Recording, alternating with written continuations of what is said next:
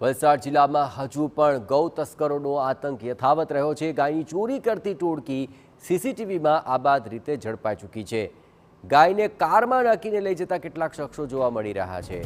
પોલીસને ગૌ તસ્કરોનો જાણે કે આ ખુલ્લો પડકાર છે।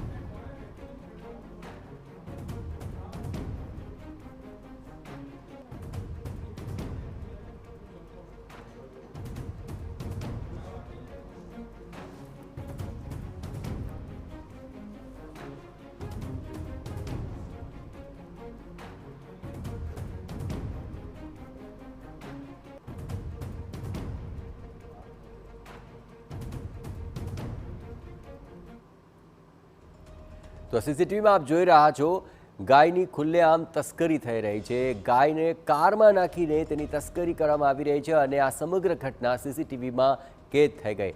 જોકે એવું નથી કે આ પહેલી કોઈ ઘટના હોય। વલસાડમાં વારંવાર આવી રીતે ગૌ તસ્કરી થઈ રહી છે અને ખુલ્લેઆમ ગાયને આ રીતે પકડીને કારની અંદર તેની તસ્કરી થઈ રહી છે અને તે આખી ચોરી સીસીટીવીમાં કેદ થઈ ગઈ। આ પહેલાં પણ આવા અનેક કિસ્સા બની ચૂક્યા છે।